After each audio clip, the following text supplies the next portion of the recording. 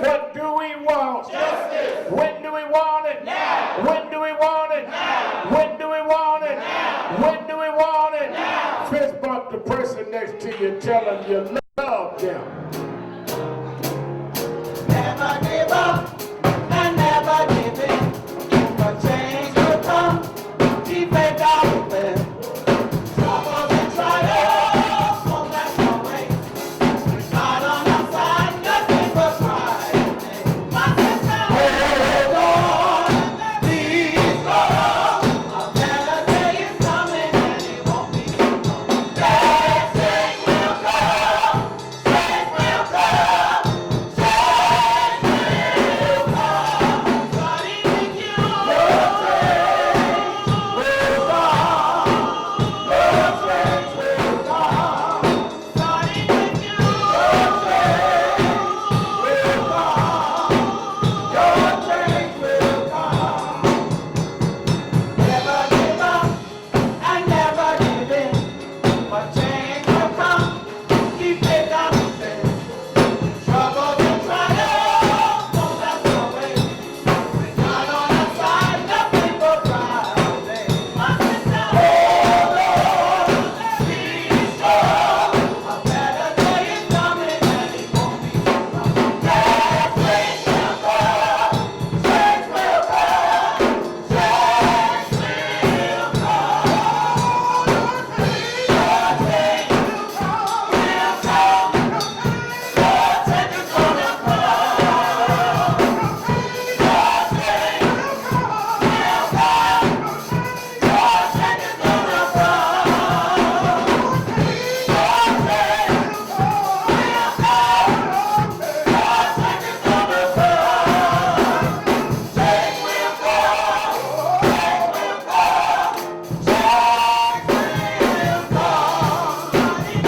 Your change will come.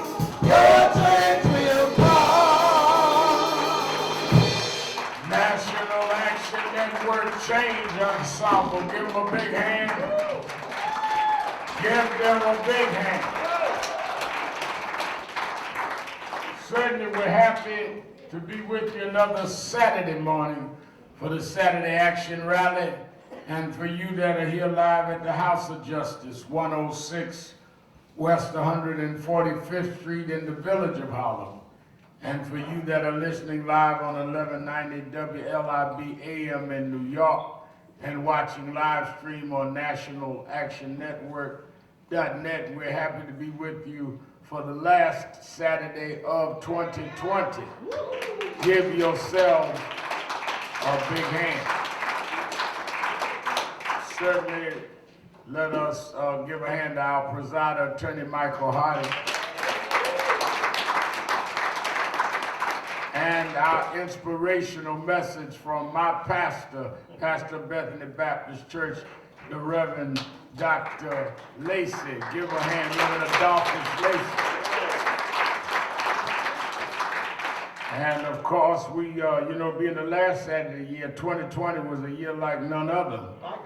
We got a double dose. Give a hand to Bishop Porterfield from Columbus, Georgia.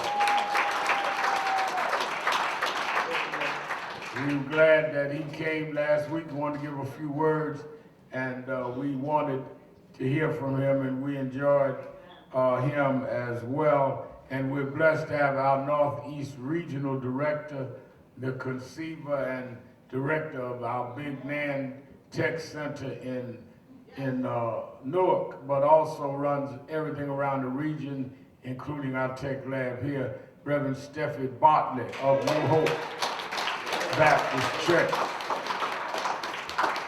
I first want to say, I want to thank all of you that came out yesterday and volunteered serving people for Christmas. And many people distort Christmas and talk about what they gonna get for Christmas. The objective of Christmas, Dr. Lacey's talking about breaking news, the objective of Christmas is what you give, not what you get. Yes, sir. If I were invited to your house for your birthday party, I would seem inappropriate to get in the door and ask, what do you have for me? I should come in the door giving you a gift. So everybody that looks for what they get on Christmas is a sign that they really don't understand Christ. Yes, sir. That's why historically, National Action Network, we're 29 years old. March of next year, which is next week, we'll be 30 years old. Every Christmas we have served to the people, giving food and toys. And I don't think, I was reading several of the media outlets that was here yesterday covering it. I don't think I've seen more people in more need than we saw on yesterday. People, Dr. Lacey, lined up in the rain, waiting because they said they needed a meal. And I watched one of the TV broadcasts last night, Reverend Bartley, and you know, as you serve people, you really don't get to talk to them because there's so many, the mayor's here and everything. But I watched some of the interviews, and one lady said that I have 2 children, and this will put food on the table. Another lady said, I didn't know how I was going to make it. I'm running home to put a plate on the table. You take for granted serving people. But if people would come and stand in line, they're not here trying to get on television. Some folk needed a meal. And because of our volunteers, and because of people that thought it not robbery to take their Christmas and do something Christ-like, rather than sit home looking up under a tree for what somebody gave you, rather than celebrating Christ, I want to thank Katrina Jefferson and all of the volunteers for giving that on yesterday. Give them a big hand.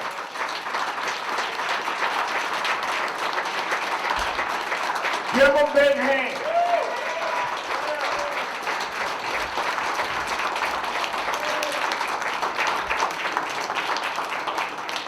I was thinking about that as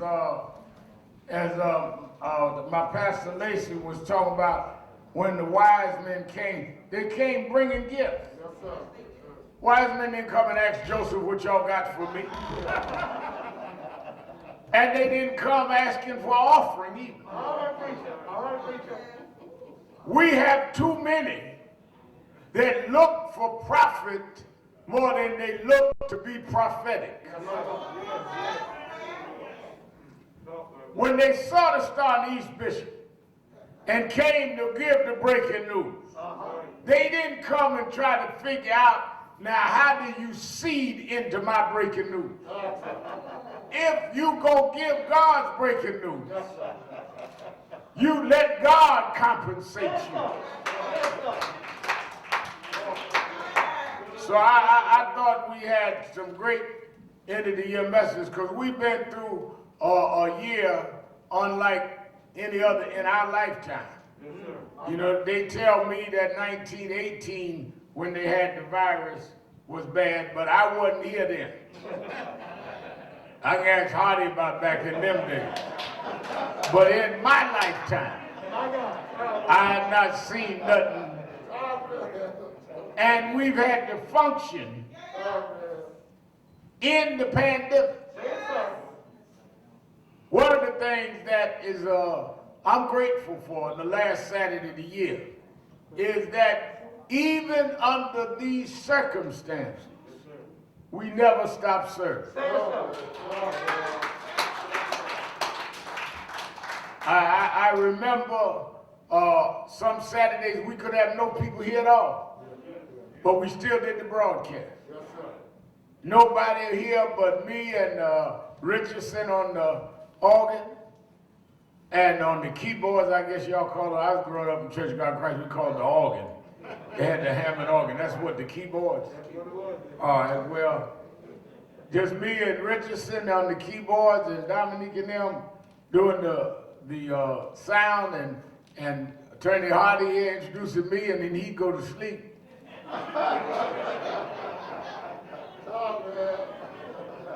But we kept serving. Let's welcome our Impact Television family.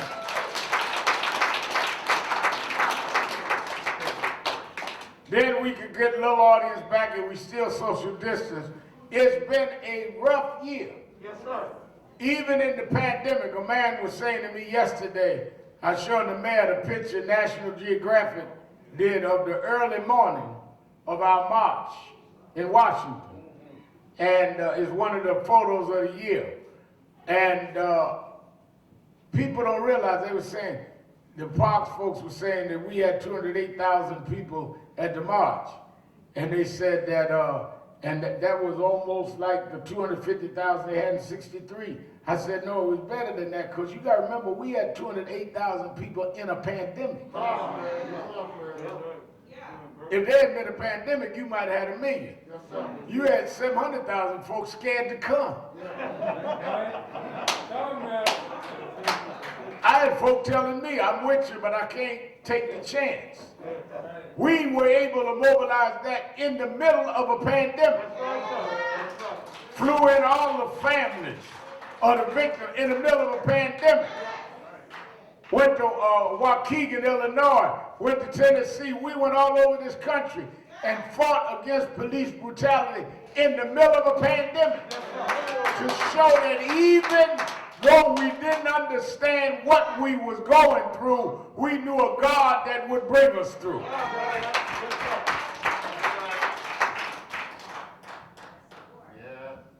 Why did we do that? Remember, that's taking a lot of risk. Because they killed George Floyd in the middle of the pandemic. Because they killed Breonna Taylor in the middle of a pandemic. Because they killed Ahmaud Arbery in the middle of the pandemic. Satan stopped killing, so we're not going to stop standing up for what's right.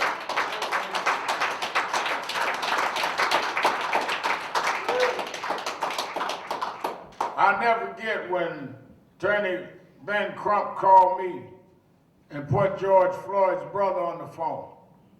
And they said, I'd just seen the tape on television the day before. And they said, Rev. Al, we'd love to come on your show. I said, well, y'all on Politics Nation, whatever else I'm doing, we're going to do you. And the brother said, can I ask you another question? I said, yeah. He said, would you go to Minneapolis?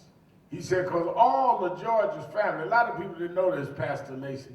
George Floyd didn't have family in Minneapolis.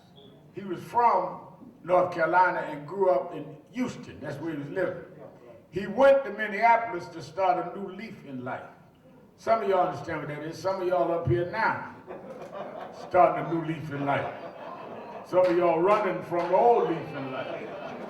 But that's another Saturday, another Sunday. But he was there readjusting his life and was beginning to do well. He said, would you, Rev. Al, go to Minneapolis and help lead the rallies so it could be structured in a way that is approving to the family? People start doing whatever they were doing and they were right to do it, but the family wanted a certain message. Yes, I said, yes. Now, when I hung up the phone, Bishop, I didn't know how I was going to do that because we were in the middle of a pandemic. I didn't even know if there were flights at that time that would go to Minneapolis because many of the airlines had shut down. And I called Tyler Perry. And Tyler Perry said, I'll send a jet for you. And you can take who you want there and come right back same day. I called Eric Garner's mother, Gwen Carr. And I said, I got a private jet. Nobody gonna be on it but me, you, and whoever's traveling me that day, and the pilots, and they all COVID checked. I'd like to bring you with me because on the tape I heard George Floyd say, I can't breathe. And it reminded me of your son, Eric Garner. I can't breathe. And I'd like to show that if maybe they had done justice for Eric, it would have sent a signal to this cop in Minneapolis that you can't do that to people. But because Eric never got justice. It keeps going on and on until justice becomes the order of the day.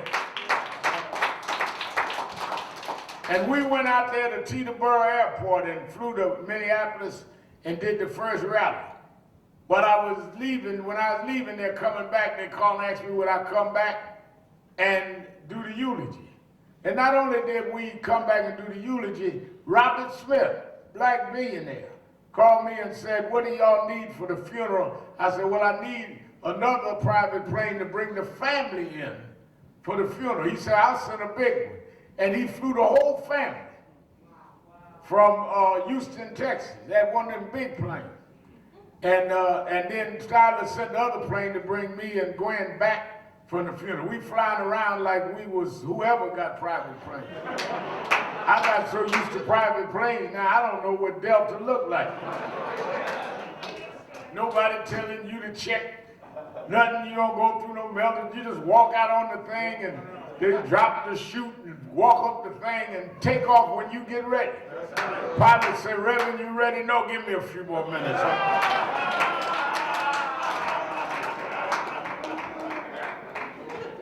But what I'm saying is, if you are doing what you're supposed to do, God will provide and make a way for you to do it. I wasn't calculating what, all I know is when a brother of a man killed with a knee on his neck from a policeman for 8 minutes and 46 seconds, and the brother asked me would I go. I don't believe that he would have done that if it was not divine, that God would want a movement and us part of that movement. And you saw people jumping up all over the world. Yes, sir. Yes, sir. I'm talking to my friends in England, they said we marching here. They marching all over the world. People say, what did George Floyd spark that was different? I don't know. But I know that when time comes, what Bishop talk about, what happening now happened when there's a time and season for everything. Ecclesiastes 3. And you can't determine what issue is going to make the time. You just keep working in God's own time. He going to make things happen. And I thank God we got through this year, a few days to go, that we got through a rough year, but we never stopped serving, even as late as yesterday and Thursday, where we gave out all of the toys to kids and youngsters.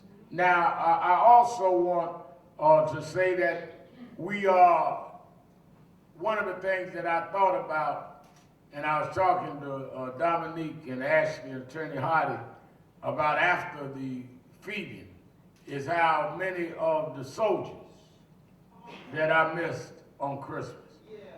When I think of Brother Haru and others that would have been here, I almost don't even know how to walk out here on Christmas Day without Haru ordering the Guardians. And didn't hit me as heavy till it hit me yesterday. And others that we will memorialize. But thank God that he blessed you and I to keep going. When I walked to the front with the mayor to begin passing out the food, look over the counter, and Maxine ain't there no more.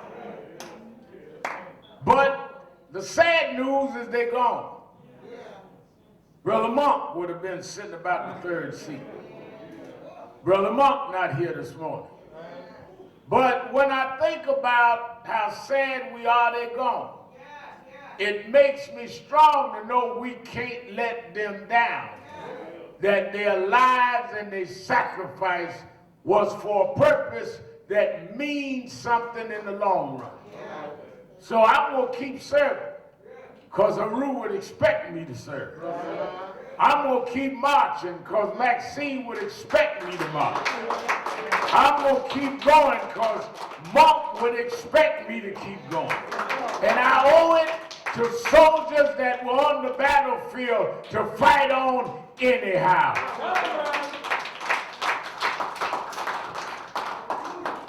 Now let me tell you, we ending this year with some real demonstration of the callousness and insensitivity My God. of what it is to have a head of state that cares nothing about nothing. You know, I was glad that Dr. Lacey broke down a little of the Jesus story. A lot of people don't understand Jesus was born under occupation. Right? Tell him that. When Jesus was born, his race was under occupation from Rome. That's right. Herod was the custodian Yes, sir. of the fellow Jews on behalf of the Roman Empire. Is that not right? Yes, sir. So you got to ask yourself a ontological question. I'm using big words because Lacey here, and Bill Jones used to teach me to lick in ontology. You got to ask an ontological question. The ontological question is that if Jesus was God's son, why would God decide to send him to a place with a mother under occupation? My God. That's it. That's the question. If God sent Jesus, Yes, sir. God could have given him to any mother. Yes, sir.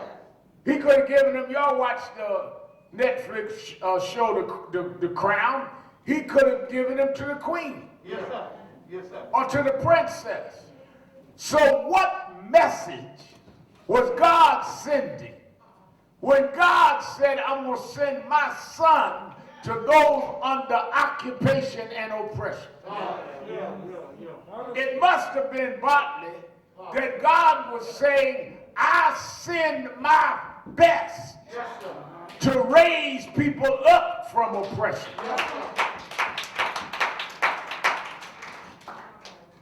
Herod was the custodian of his own people on behalf of the oppressor. Yes, sir. If even black, we'd call him an Uncle Tom. That's who Herod was. Herod wasn't the oppressor. He worked for the oppressor. Yes, sir. Yes, sir. You're right. Then Herod gave the orders to kill the newborn. And the angel came and told Joseph to flee because they're going to kill the baby. Is that the Bible? Yes, sir. Now, he fled where? To Egypt. Which is where, geographically, in North Africa. That's why I always knew these white European pictures of Jesus was biblically wrong. Because you can't hide a white baby in North Africa if he hiding, because he's going to stand out. Tell a story. If I'm going to hide a white baby, I'm not going to hide him in Harlem. Because that ain't good hiding. Tell a story. So he must have not been white. I don't know where y'all got the white pictures from. And then they tell me, well, Reverend Al, color don't matter. Well, if it didn't matter, why did you change the color? Tell a story. Tell him that.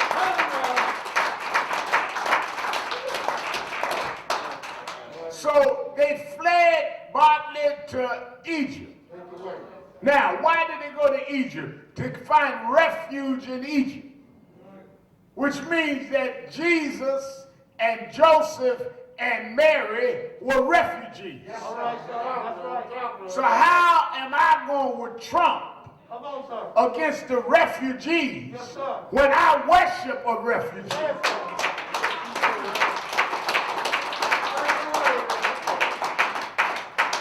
That's why I'm confused with some of these preachers preaching about. Come on, sir. They get the oppression wrong. God sent his son to fight oppression. They get the immigration policy wrong. It's all in the story of Jesus. Yes, sir. But if you don't want to stand up and fight in your time, Bishop, That's right. If you don't want to deal with your time, even if it's your turn, then you will go and get jingle bells and start humming to yourself Silent Night to avoid dealing with oppression and refugees. The distortion of Christmas is one of the greatest scams of all time. Because you made something of commercial profit for the oppressor rather than deal with the occupation of the oppressed.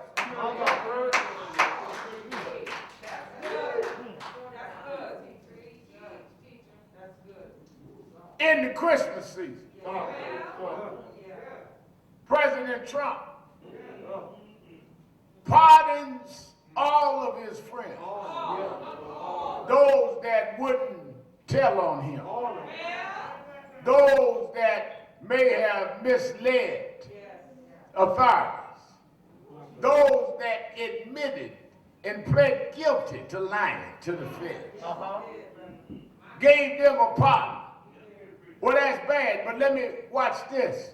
To show the callousness and ruthlessness is while he was pardoning these crooks, he had federal government executing for the first time in many years. Federal executions, 2 black men got executed. So you kill us and pardon your friends.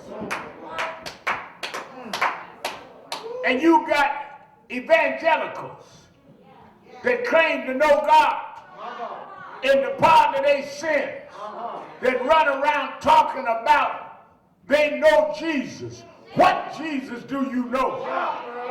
That you would bless a man that would kill in the name of the state and pardon his friends. You're going to have to give account of that on the day of judgment.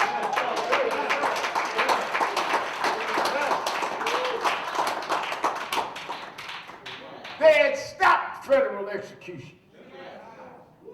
Even some that were in the jury of those that had been convicted came forward and said, no, don't kill them. There's enough reason that we've some doubt to kill them anyhow. In the middle of last week, before the week got out, before you got your jingle bells going, Trump killed them and pardoned his friends. Turned around and tried to throw a monkey wrench into the COVID relief bill. They fought all the way for months. Republicans wouldn't go up in money in alliance with the White House. But now, just as a Christmas gift, he figured he'd change his mind, knowing if he changed his mind, it would jam you for Christmas. So you got millions of people that went over the holiday yesterday not knowing if they're going to get a dime or not. Because if he says, I'm not signing the bill, and keeps it in his pocket for 10 working days, they call that a pocket veto. Meaning, now the bill don't exist. You get nothing. He run down in Mar-a-Lago, golfing, while people are sitting around wondering if they're going to get anything. Unemployment insurance runs out. And the next day, today, runs out today. And you come talking about some Jubilee Christmas song. We are, in my opinion, we are committed at this time to tell the truth if nobody else going to tell it. Yes, sir. Yes, sir. This has been one of the most despicable leaders ever, head of state in the history of this country.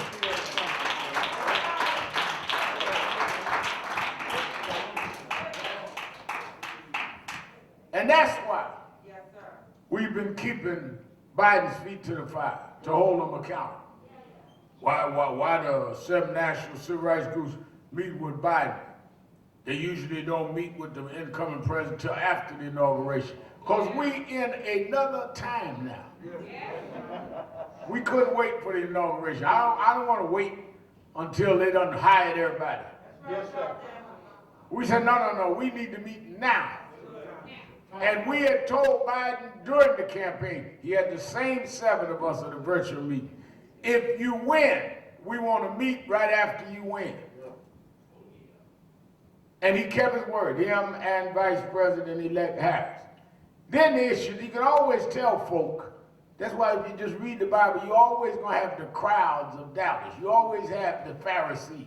You got a lot of colored Pharisees running around. Because rather than say, Dr. Lacey, well, that's good that the 7 who got the commitment from Biden made them file a commitment and meet after and hear some of our grievances. The little black Pharisees started running around talking about, well, why wasn't I in the meeting? There it is. There it is. Well, one, you wasn't in the meeting that got the commitment to have a meeting. Yes, sir. Because you was running around talking about you was with somebody else.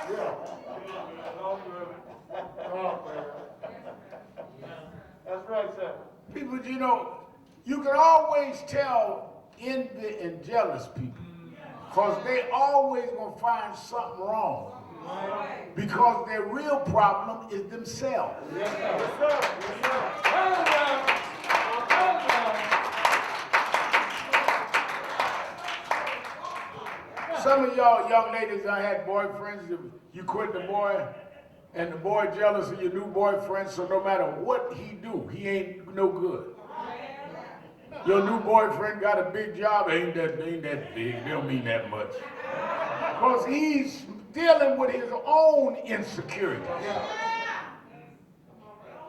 So rather than come out to meet and say, did they get Marsha Fudge in as head of HUD? Did they make the point about the Attorney General? Did they do? They talk about, well, why wasn't we in the meeting? What were you going to do in the meeting that we didn't do?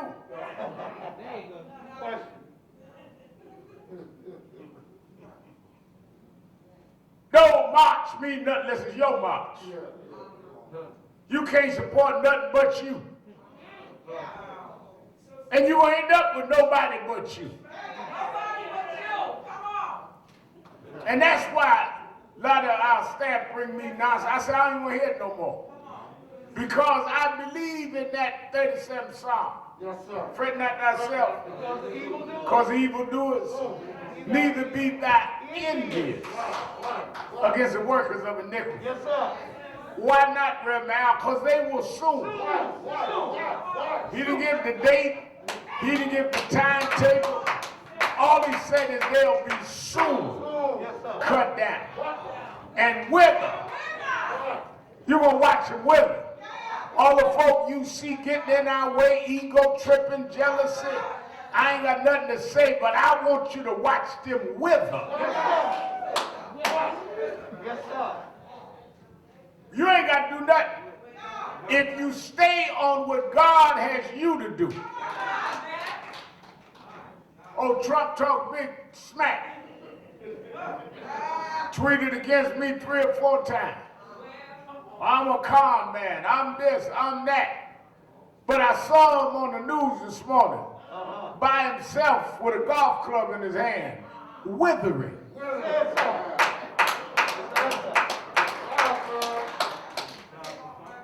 You will go down in history as a president that they voted you out, wouldn't give you a second term, and then you one of the worst presidents in the world. You got there and made a disgrace out of getting there. I was telling Katrina and them yesterday after the feeding, we was sitting in the back conference area, and I told them that one thing you don't have to worry about with people that attack and others claim to be activists and they're more actors than activists. And I said, one thing you have to worry about it is I remember coming up, Dr. Lacey, that Reverend Jackson, one of my mentors, Jesse Jackson, told me, he said there was a dog that was on this block growing up in Greenville, South Carolina. And he said dog's name was Spotty. And there used to be, the milkman used to come every day and drop the milk off. You know, and back in those days in the South, they didn't have a lot of refrigeration, so they dropped the milk off. He said every day the truck come down the block, Spotty would chase the truck. And the driver would speed up, outrunning Spotty. And Reverend said that his grandmother said, I don't know why that driver keeps running from Spotty. Because if Spotty catch the truck, he can't drive it.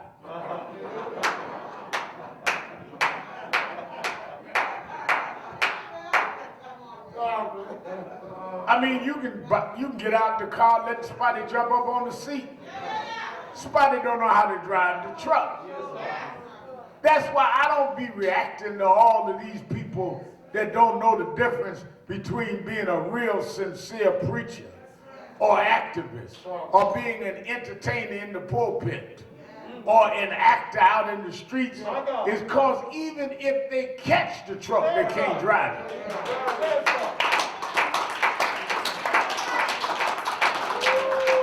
You sitting up there acting like you got something. And you wonder why I ignore you, because I know you don't even know how to turn the gas and get the wheel going to drive somewhere. You just Spotty running down the street making noise because you can't drive nothing.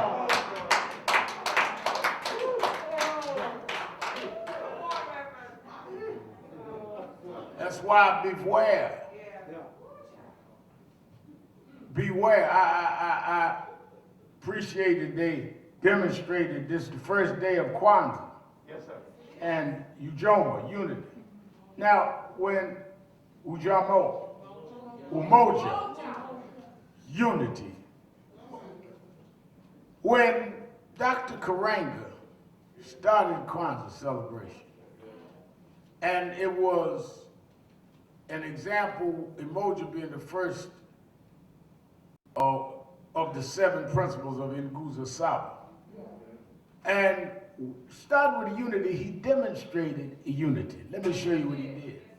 He started the day after Christmas. A lot of y'all missed this. The reason why he started the day after Christmas is he said, I'm not disrespecting those of our race that celebrate Christmas.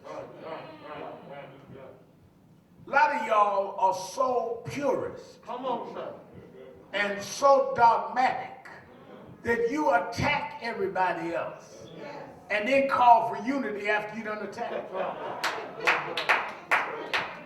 You done beat everybody up, call them names, got all over media. If you ain't got no media, you get on social media and attack everybody. And after you done attack everybody, talk about why ain't we all together.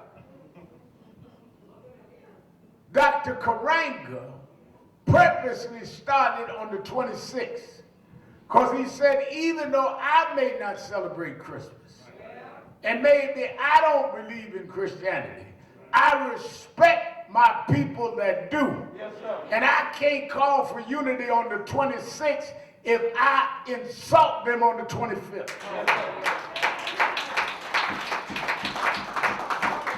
You cannot preach something you don't practice. Say it, sir. I tell the young folks here that anybody that disrespects their elders, don't trust them. Well, what do you mean right now? Anybody don't respect those that laid a path for them. Don't trust them.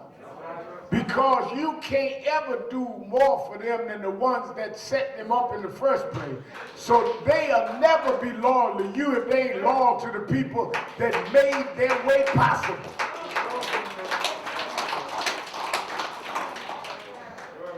Nobody could ever do more for you than people that did for you when you didn't know to do for yourself. Yes, sir. That's why every time I can, I call Reverend Jackson's name, Reverend Jones' name, James Brown's name. Why you do that, Reverend? You got a lot of folk now, you know, Obama and all that. Because they believed in me when it didn't make sense to believe in me. I'm a 12, 13-year-old kid on welfare in Brownsville. And they took me in and helped me. It's easy to help me now. I got radio show, television show. Got chapters all over the country. You ain't doing me no favor to come by and pass out some plates. But when I had nothing, they believed in me. And I don't care if I go to Buckingham Palace, I'm going to call their names because they stood and believed in me.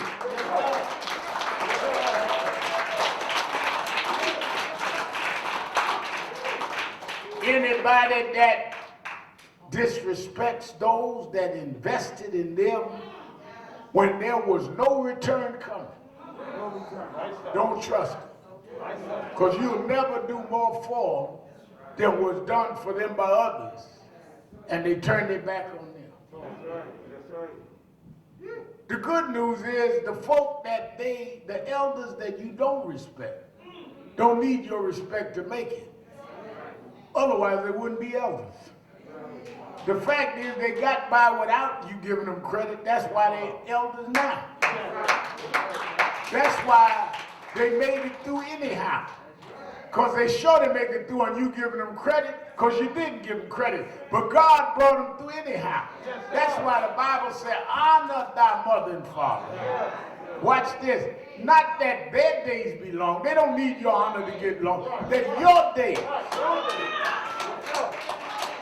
The blessing comes to you for honoring them. They gonna make it anyhow. That's why Kwanzaa set the principles that we need to have. Value system. We can't have emoji. We can't have unity without having respect.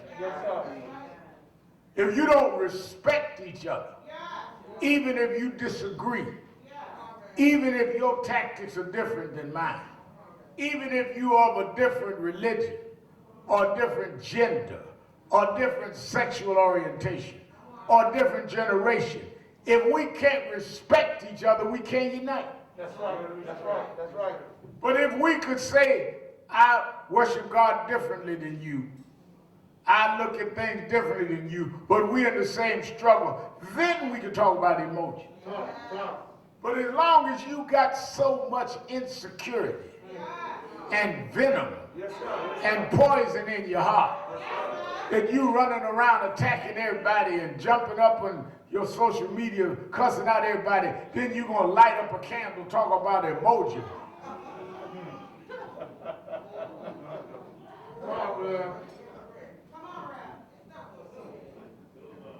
We need more than ever to take seriously the 7 principles of Inclusive South.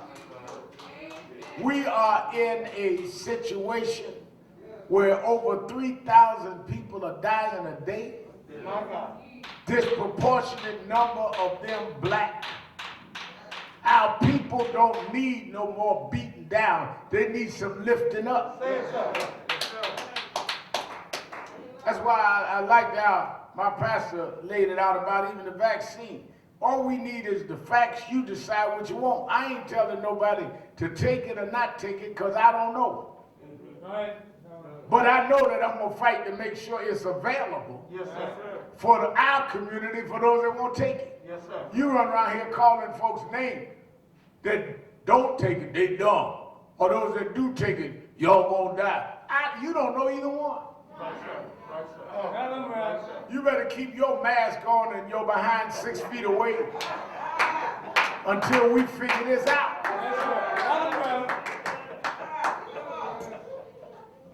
You didn't pass biology in junior high school, but now you're a vaccine expert.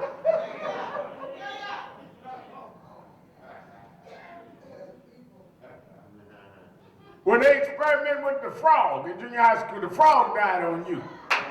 But now I'm supposed to hear yours. I'm going to listen to Dr. Corbett the sister that helped make the vaccine. Yes, sir. I'm on Dr. Rice, Yes, sir. the sister that's the head of medicine in Morehouse. Yes, sir. I know I flunked biology until high school, so I'm gonna be an expert now. We talking about people's lives. Yes, sir. We talking about your theory, how you get some more hits on social media. You got the hooba theory, so you can get you 100,000 likes.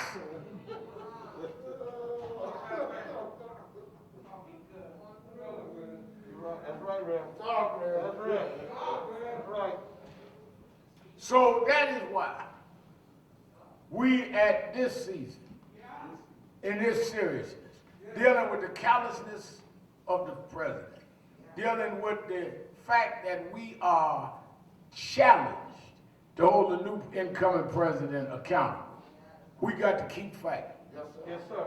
But we can, at the end of this year, of all that we have faced and facing, be glad that we can say that history will record that we never stopped fighting. Yes, yes, sir.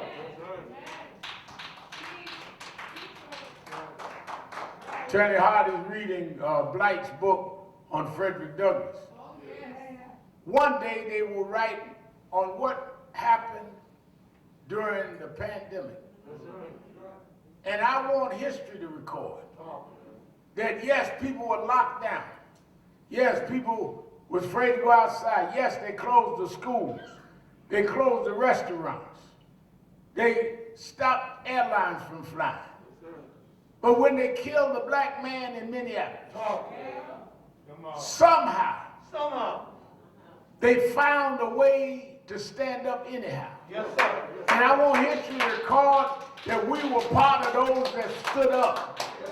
That even in the midst of the horrific times of fear, some of us had to stand up anyhow, saying God will hold us up if we just stand up. Yes, sir.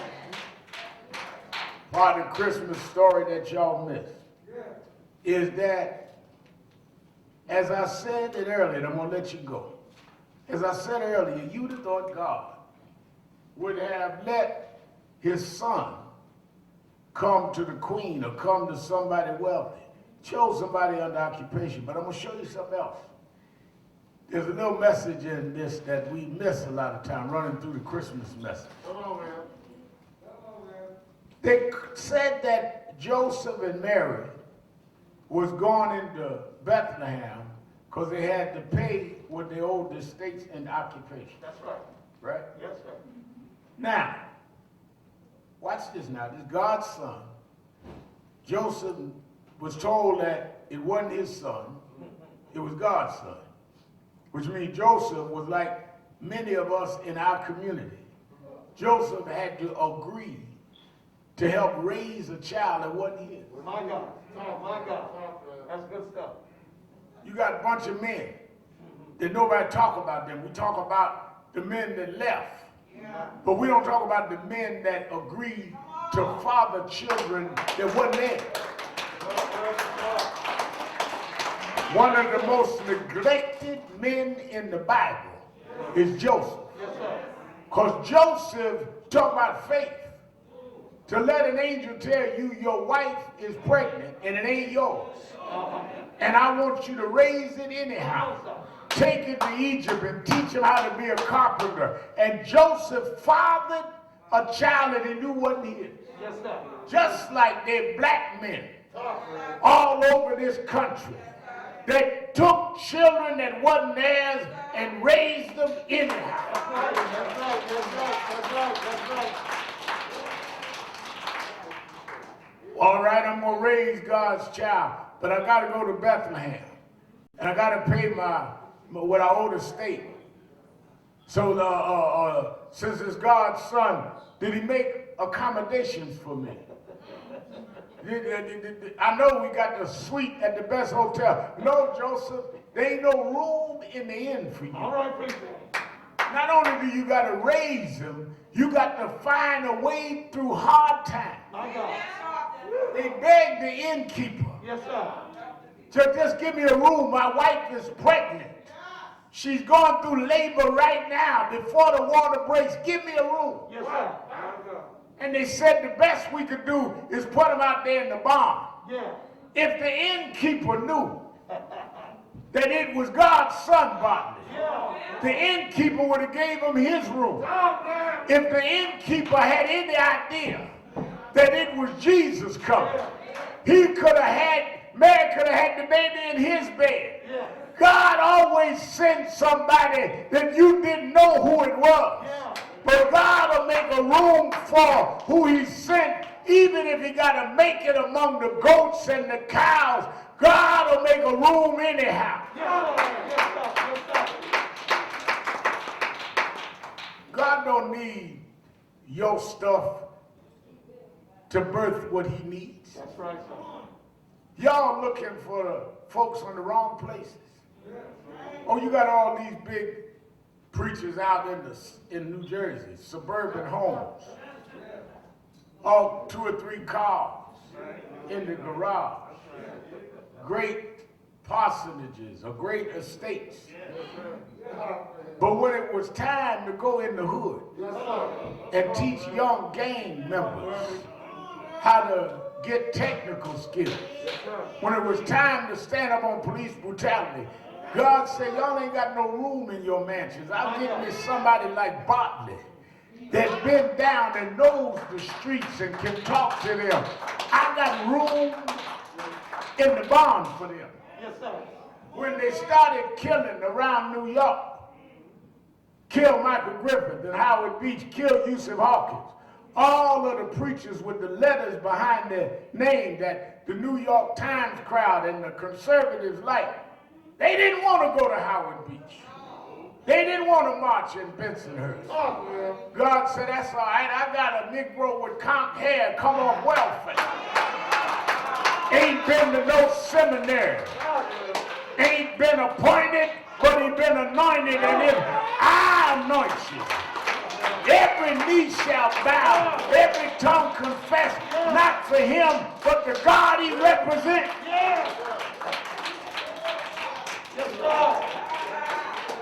I've been like that baby. There wasn't no room for me. Or they called the highfalutin meetings. They wouldn't invite me. They used to have the black leaders meetings. They said we can't have Shopton in here. That's all right. I serve a baby that they couldn't find room in the inn. I'm used to being on the outside. But if you watch on the outside, God will signal who we are. He put a star in the east. And the wise men will say, I don't know why, but the stars over the barn. Let's get the gifts and let us go and worship. The King is born. Yes, sir.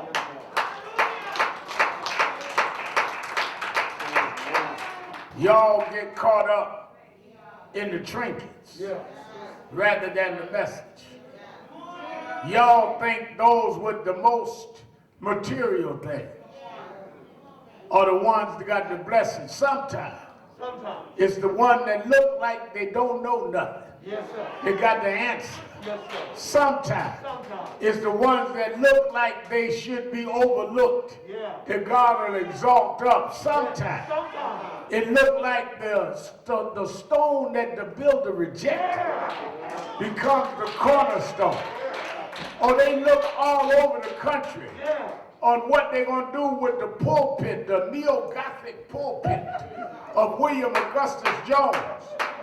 And they looked at this one and looked at that one and done this pastor and done that one. But sometimes God said, I got a boy that we educated and refined named Adolphus Lacey. I'll make room in the barn. Sometimes God will make a way out of no way. Sometimes, though the road get rough, it just makes your legs stronger to keep on walking. Sometimes, your friends may walk away and your family don't understand, but go ahead anyhow. Sometimes, those that you help will hurt you. Those that you push go push against you. But sometimes, you got to walk on anyhow, because God will, God has, God shall make a way anyhow. And sometimes you got to walk with him all by yourself. That's why at the end of the year, yeah, we've been running, we've been going up and down, but I don't feel no ways tired. Somebody asked me yesterday, ain't you going to take a break? Some of you folk going to the island. I don't feel no ways tired. I don't need a break. I come too far from where I started from. I've been through Washington Temple, then Bethany Baptist Church, raised by two of the greatest preachers ever hit a pulpit, but nobody told me that the road would be easy. But I don't believe he brought me this far to leave me now. I'm headed into 21. I'm not tired, y'all. He brought us from disgrace to amazing grace. He brought us from down to up. I don't feel no ways tired. I don't feel no way tired. Come too far from where I started from. Nobody told me the road